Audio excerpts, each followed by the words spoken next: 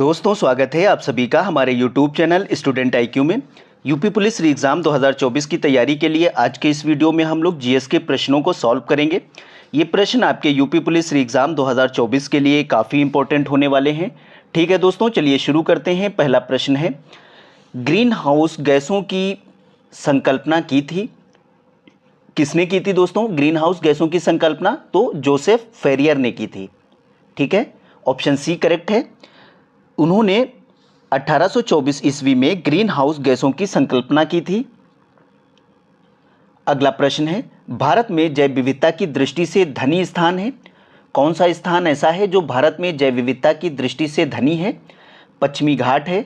ठीक है, भारत में जैव विविधता की दृष्टि से पश्चिमी घाट धनी स्थान है। अगला प्रश्न है, ग्रीन मफलर संबंधित है? किससे संबंधित है ग्रीन मफलर? ध्वनि प्रदूषण से। ठीक है दोस्तों, ग्रीन मफलर ध्वनि प्रदूषण से संबंधित है। अगला प्रश्न है, जैव विघटित प्रदूषक हैं?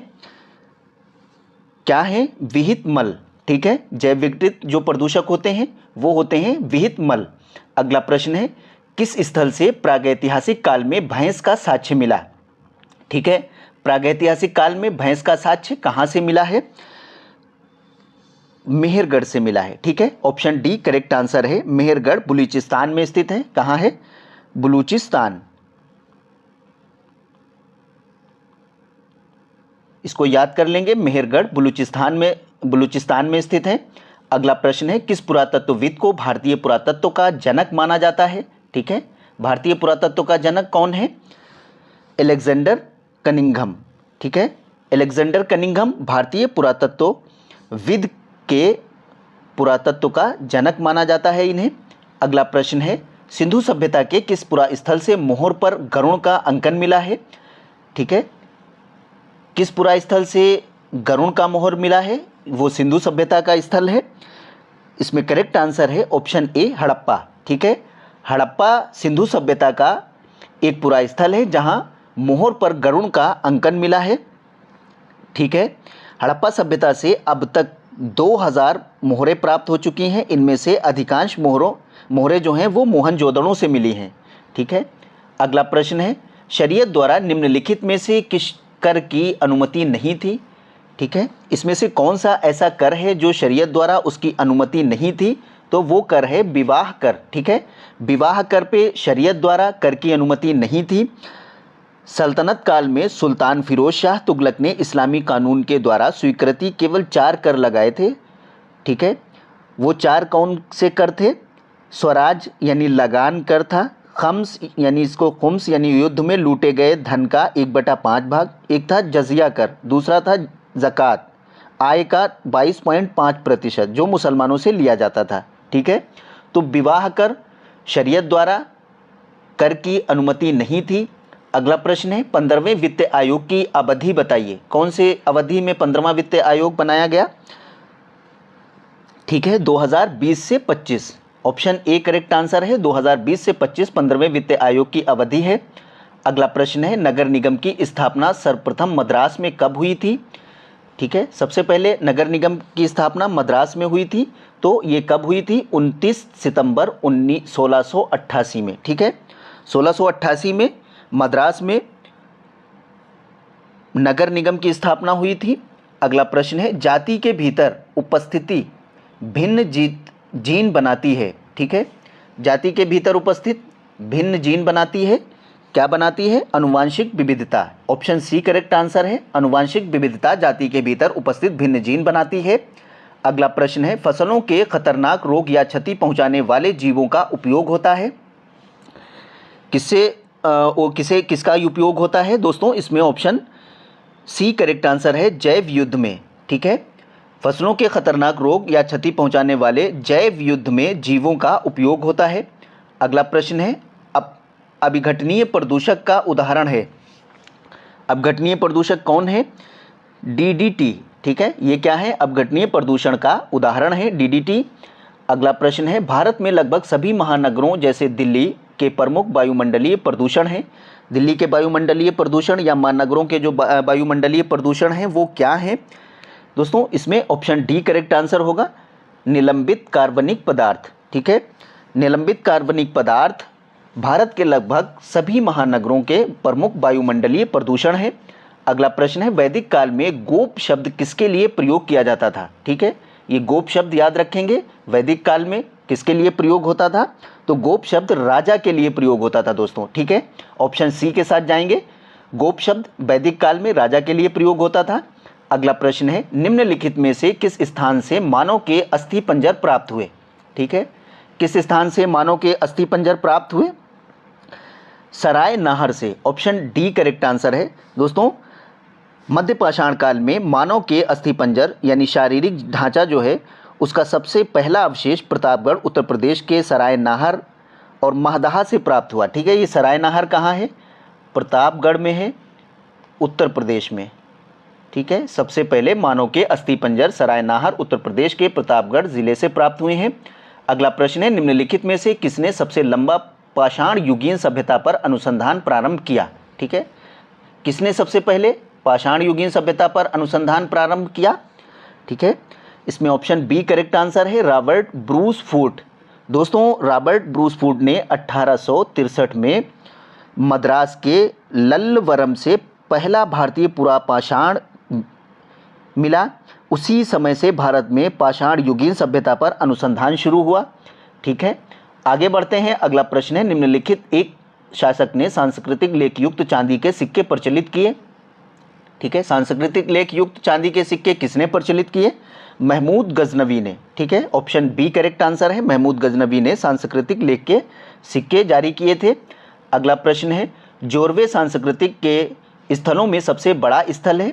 जोरवे संस्कृति में कौन सा स्थल सबसे बड़ा स्थल है दोस्तों, ये पूछा जा रहा है। तो दायमाबाद, दायमाबाद सबसे बड़ा स्थल है। नेवासा, दायमाबाद, सोनगांव, इनाम गांव, ये जोरवे संस्कृति के स्थल हैं, जिसमें सबसे बड़ा स्थल कहाँ है? ये दायमाबाद है। ठीक है, इनाम गांव, नेवासा और सोनगांव ये जोरवे संस्कृति के तीनों स्थल हैं। ये बल्कि दायमाबाद भी है, चारों स्थल हैं, लेकिन इसमें सबसे बड़ा स्थल है दायमाबाद। अगला प्रश्न है, कौन सा रिट किसी वरिष्ठ न्यायालय द्वारा अधीनस्थ न्यायालय को या न्यायिक निकायों को जारी किया जाता है तब इस बात का संशय होता है कि न्यायालय ने अपनी अधिकारिता से बाहर जाकर निर्णय लिया? ठीक है, तो वो कौन सा रिट है दोस्तों? रिट है उत्प्रेषण। ठीक है, उत्प्रेषण रिट किसी वरिष्ठ न्यायालय द्वारा अधीनस्थ न्यायालय को या न्यायिक निकायों को तब जारी किया जाता है जब इस बात का संशय होता है कि न्यायालय ने अपनी अधिकारिता से बाहर जाकर निर्णय लिया है। ठीक है, तो ये बड़े न्यायालय यानी हाई कोर्ट या सुप्रीम कोर्ट अधीनस्थ न्यायालयों को एक रिट जारी करते हैं क्योंकि उन्होंने अपने न्याय क्षेत्र से बाहर जाकर या न्याय क्षेत्र से अपनी न्यायालय के अपनी अधिकारिता से बाहर जाकर निर्णय लिया है, तो उस कंडीशन में उत्प्रेषण रिट जारी किया जाता है। अगला प्रश्न है, संविधान में राष्ट्रपति के शपथ का प्रारूप किस अनुच्छेद में दिया गया है? वेरी इंपॉर्टेंट प्रश्न है दोस्तों। ठीक है, संविधान में जो भारत के राष्ट्रपति हैं उनके शपथ का प्रारूप अनुच्छेद 60 में दिया गया है। ठीक है, अनुच्छेद 60 में भारत में राष्ट्रपति के शपथ का प्रारूप है। अगला प्रश्न है, अनुच्छेद 123 के अनुसार राष्ट्रपति की अध्यादेश जारी करने की शक्तियां निम्न में से किन परिस्थितियों में होती है? ठीक है, 123 के अनुसार राष्ट्रपति अध्यादेश जारी करता है, लेकिन इसकी शक्तियां किन परिस्थितियों में होती हैं? इसमें ऑप्शन डी है उपर्युक्त सभी। ठीक है, उपर्युक्त सभी में क्या है? संसद के दोनों सदन अथवा एक सदन सत्र में ना हो। ठीक है, ये अगर सत्र में नहीं है दोनों सदनों में से कोई, तब भारत का राष्ट्रपति अध्यादेश जारी कर सकता है। दूसरा क्या है? सरकार के समक्ष आकस्मिक परिस्थिति अगर विद्यमान हो जाए कोई आकस्मिक, तो अध्यादेश जारी होता है। यदि राष्ट्रपति को ऐसा प्रतीत हो कि विधि के निर्माण की तत्काल आवश्यकता है, यानी किसी कानून बनाने की बहुत ज़्यादा ज़रूरत है तत्काल, तो राष्ट्रपति अध्यादेश जारी कर सकता है। अध्यादेश अनुच्छेद 123 के तहत जारी किया जाता है राष्ट्रपति द्वारा। अगला प्रश्न है, निम्न में से किस विधेयक पर संयुक्त बैठक का प्रावधान नहीं है? ठीक है, किस बैठक में संयुक्त प्रावधान नहीं है दोस्तों? धन विधेयक एवं संविधान संशोधन विधेयक, ये दो ऐसे विधेयक हैं जिनमें संयुक्त बैठक का प्रावधान नहीं है, याद रखेंगे। अगला प्रश्न है, भारत के महान न्यायवादी के संबंध में निम्न में से गलत कथन बताइए। ठीक है, वेरी इंपॉर्टेंट है। महान न्यायवादी से एक प्रश्न जरूर आपके एग्जाम में पूछा जाता है। तो इसमें कह रहा है कि महान न्यायवादी के संबंध में एक कथन गलत है। इसमें से एक कथन कौन सा है जो गलत है दोस्तों? ऑप्शन सी गलत है इसमें। ठीक है, संसद के सदनों में उसे मत देने का अधिकार है, ठीक है, ये गलत है। ये संसद के सदन में, किसी भी सदन में मत नहीं दे सकता है, ठीक है, बैठने का अधिकार है, मत नहीं दे सकता। तो ये यहाँ लिखा है मत देने का अधिकार है, इसलिए ये गलत हो गया, ठीक है। सही क्या है? अनुच्छेद 76(3) के अनुसार महान्यायवादी को सभी न्यायालयों में सुनवाई का अधिकार है, बिल्कुल सही है।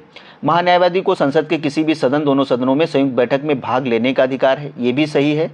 और अनुच्छेद 76 के अनुसार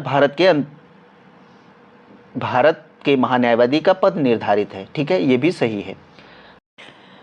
अगला प्रश्न है, दोनों सदनों की संयुक्त बैठक की कार्यवाही का संचालन व उसकी अध्यक्षता लोकसभा अध्यक्ष की अनुपस्थिति में कौन करता है? ठीक है, जब दोनों सदन होते हैं और लोकसभा का जब अध्यक्ष अनुपस्थित होता है तो उसकी अध्यक्षता कौन करता है दोस्तों? इसमें करेक्ट आंसर है ऑप्शन ए, लोकसभा का उपाध्यक्ष। ठीक है, दोनों सदनों की जब संयुक्त बैठक होती है उसकी कार्यवाहियों का संचालन अध्यक्ष की अनुपस्थिति में लोकसभा के उपाध्यक्ष उसकी अध्यक्षता करते हैं। अगला प्रश्न है, गलत युग्म पहचानिए। ठीक है, इसमें से एक गलत युग्म है। ठीक है, क्या गलत है? साइमन कमीशन, भारत विभाजन। ठीक है, ये इससे संबंधित नहीं है। ठीक है, मार्ले मिंटो सुधार, सांप्रदायिक प्रतिनिधित्व तो सही है। कैबिनेट मिशन, संविधान सभा का गठन। और डी है भारत सरकार अधिनियम 1935 स्वशासन, ये तीनों सही है।